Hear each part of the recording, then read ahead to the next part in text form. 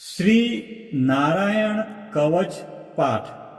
પ્રિય ભક્તજનો, આપણે નારાયણ કવચનો પાઠ કરીશું. પરીક્ષિત રાજાએ પૂછ્યું, હે મુનિ, નારાયણ કવચથી રક્ષાયેલા ઇન્દ્રે પોતાના શત્રુઓના સૈનિકોને તેમના વાહનો સહિત રમત રમતા હોય તેમ જીતીને ત્રિલોકની લક્ષ્મી ભોગવી. તે નારાયણ નામનું કવચ મને કહો. વળી તેનાથી રક્ષાયેલા ઇન્દ્રે આતયાયી શત્રુઓને કેવી રીતે જીત્યા તે પણ કહો. શ્રી શુક્ર ઉવાચ. શ્રી શુક્રદેવ કહે છે, પુરોહિત તરીકે સ્વીકારેલા વિશ્વરૂપે ઇન્દ્રને જે વચન કહ્યું તે પણ કહું છું, તો તમે તે એકચિત્તે સાંભળો. વિશ્વરૂપ ઉવાચ. વિશ્વરૂપ કહે છે, જ્યારે ભય જણાતો હોય ત્યારે હાથ પગ ધોઈ આચમન કરી પવિત્ર પહેરી ઉત્તરાભિમુખે બેસી અષ્ટાક્ષર તથા દ્વાદશાક્ષર મંત્રથી અંગન્યાસ કરી મૌન ધરી પવિત્ર થઈને નારાયણ કવચ ધારણ કરવું. ઓમ નમો નારાયણ એ અષ્ટાક્ષર મંત્રના પ્રણવથી ઓમ યુક્ત એક અક્ષરનો ક્રમ પ્રમાણે 2 પગ, 2 ઘૂંટણ, 2 સાથળ, પેટ, હાથ અને હાથની 4 આંગળીઓ એમ 8 અંગનો ન્યાસ કરવો અને ઉલટા ક્રમથી મસ્તક વગેરે 8 અંગમાં એક અક્ષરથી ક્રમવાર ન્યાસ કરવો.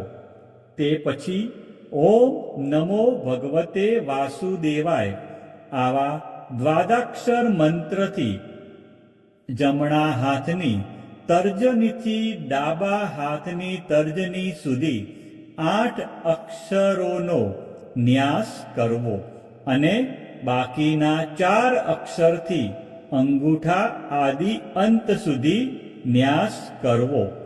ઓમ વિષ્ણવે નમઃ. ઓમ વિષ્ણવે નમઃ.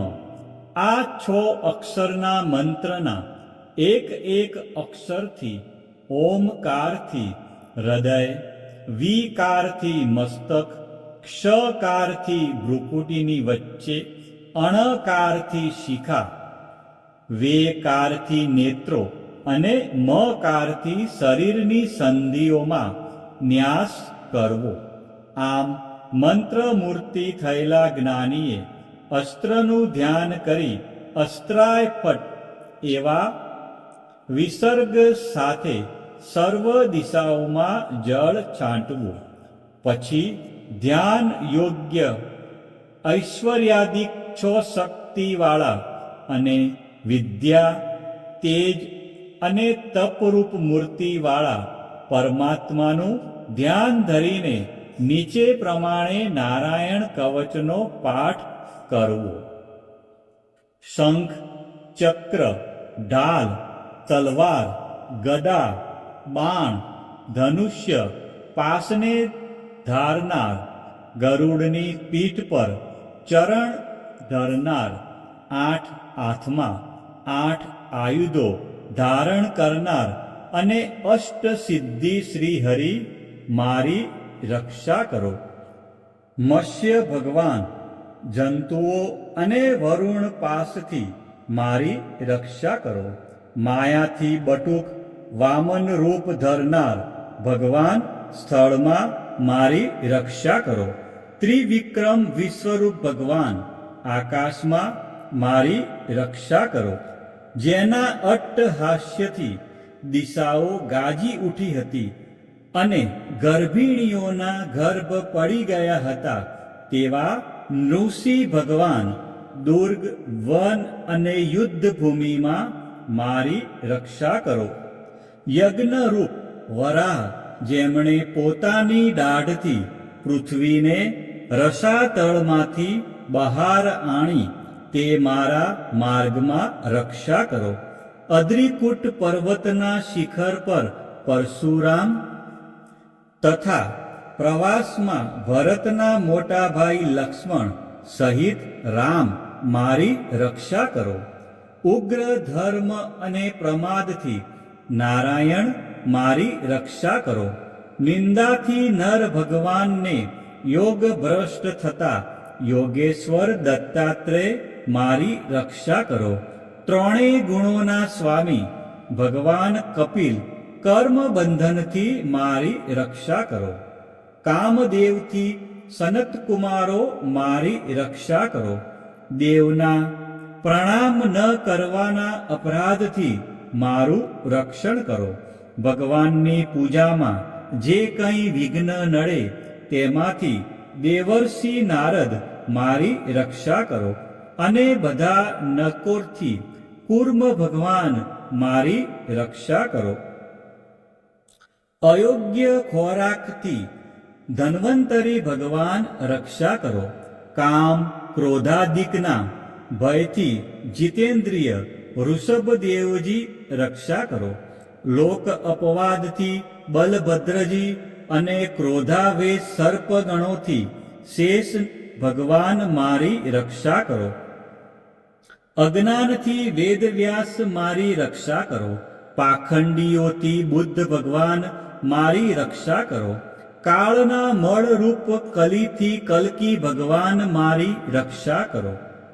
પ્રાતઃ કાળમાં ગદા અને કેશવ મારી રક્ષા કરો. સાયંકાળમાં વેણુધારી ગોવિંદ અને પરોઢિયે ઉદાત્ત શક્તિવાળા નારાયણ તેમજ મધ્યાહને ચક્રધારી વિષ્ણુ ભગવાન મારી રક્ષા કરો. સાંજે મધુ દૈત્યને મારનાર સારંગ પાણી મધુસૂદન મારી રક્ષા કરો. સાયંકાળે ત્રણ ધામવાળા માધવ પ્રદોષ કાળમાં ઋષિકેશ ભગવાન મારી રક્ષા કરો. મધ્યરાત્રે પદ્મનાભ ભગવાન મારી રક્ષા કરો. ઢળતી રાત્રે શ્રી વત્સ ચિહ્નધારી ભગવાન મારી રક્ષા કરો. ઉષકાળે ખગધારી જનાર્દન અને સંધ્યા સમયે કાળમૂર્તિ ભગવાન મારી રક્ષા કરો. પ્રભુ પ્રેરણાથી ફરતા પ્રલયાગ્નિ તીક્ષ્ણ ધારવાળા ચક્ર વાયુવાળા અગ્નિથી જેમ સૂકું ઘાસ બળીને ભસ્મ થાય તેમ અમારી શત્રુ સેનાને ભસ્મ કરો. વજ્ર જેવા સ્પર્શવાળી અગ્નિકણો જરાવતી ગદા તું પ્રભુને પ્રિય છે.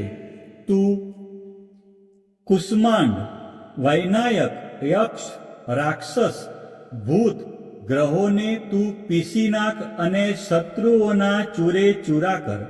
હે પાંચજન્ય શંખ શ્રી કૃષ્ણ તને ફૂંકીને ભયંકર શબ્દ કરે છે ને તેનાથી શત્રુઓના હૃદય કંપે છે. પાંચજન્ય તું રાક્ષસ રુદ્રગણ પ્રેત માતૃ પિશાચ બ્રહ્મ રાક્ષસને બીજા ઘોર દ્રષ્ટિવાળાને દૂર કર. હે તીક્ષ્ણ ધારવાળી તલવાર પ્રભુથી પ્રેરાઈને તું મારા શત્રુઓનું છેદન કર. સેંકડો ચંદ્ર જેવા મંડળ સમાન ઢાલ તું પાપી શત્રુઓની આંખ ઢાંકી દે અને પાપ દ્રષ્ટિવાળાની પાપ દ્રષ્ટિ હરી લે. ગ્રહો કેતુ મનુષ્યો સર્પો વાઘ ભૂતાદિ પાપ સમૂહથી થતો ભય અને કલ્યાણમાં વિઘ્ન કરનારા ભયો ભગવાન નામરૂપ અસ્ત્રથી સત્વરે નાશ પામે. વૈદિક સ્ત્રોતોથી સ્તુતિ કરાયેલા વેદમૂર્તિ અને સમર્થ ગરુડ ભગવાન સાથે વિશ્વસેન ભગવાનના વાહન બધા દુઃખોથી મારી રક્ષા કરો. ભગવાનના નામ રૂપ વાહન અને આયુધ તે સર્વ દુઃખોથી મારી રક્ષા કરો. અને બુદ્ધિ ઇન્દ્રિય મન ને પ્રાણની ભગવાનના પાર્ષદો મારી રક્ષા કરો. બધું જગત ભગવાનનું સ્વરૂપ છે. તે સત્ય હોય તો તે સત્ય વડે બધા ઉપદ્રવો નાશ પામો. ભગવાન અભેદ દ્રષ્ટિવાળાની દ્રષ્ટિએ અભેદ છે, છતાં સ્વેચ્છાએ આભૂષણ, આયુધ, લિંગ, શરીર તથા અવતારો ધારણ કરે છે. તે સત્ય પ્રમાણથી સર્વવ્યાપી ભગવાન હરિ સર્વરૂપે સર્વત્ર સદા મારું રક્ષણ કરો. શ્રી નૃસિંહના નામના ઉચ્ચારથી જળ, વાયુ, અગ્નિ આદિનો પ્રભાવ પોતાના તેજથી દૂર કર્યો છે. એવા લોકના ભયને દૂર કરનાર ભગવાન નરસિંહ સર્વત્ર ચૌતરફથી મારી રક્ષા કરો. વિશ્વરૂપ ઉવાચ. વિશ્વરૂપ કહે છે, હે ઇન્દ્ર, જે નારાયણ કવચ મેં તને કહ્યું તે ધારણ કરવાથી અસુરોના અધિપતિઓને થોડા શ્રમે જીતી શકીશ. આ કવચ ધારણ કરનાર મનુષ્ય જેને નેત્રથી જુએ અથવા પગથી સ્પર્શે તે તરત જ ભયમાંથી મુક્ત થાય છે. આ કવચ ધારણ કરનારને રાજા, ચોર, ગ્રહ, રોગાદિથી કદીય ભય થતો નથી. પૂર્વે કૌશિકે આ કવચ ધારણ કરી યોગ ધારણા વડે મરુભૂમિમાં પોતાનો દેહ છોડ્યો હતો.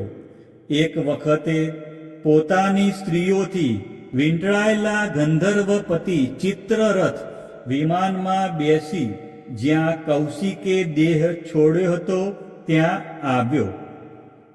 તે સ્થાનનું ઉલ્લંઘન કરવાથી વિમાન સહિત ઊંધે માથે નીચે પડ્યો હતો અને વાલ ખિલ્યના કહેવાથી તે બ્રાહ્મણના અસ્થિ ભેગા કરી પૂર્વ તરફ વહેતી સરસ્વતી નદીમાં પધરાવી સ્નાન કરી આશ્ચર્ય પામતો પોતાના ઘેર ગયો. શ્રી શુક્ર ઉવાચ.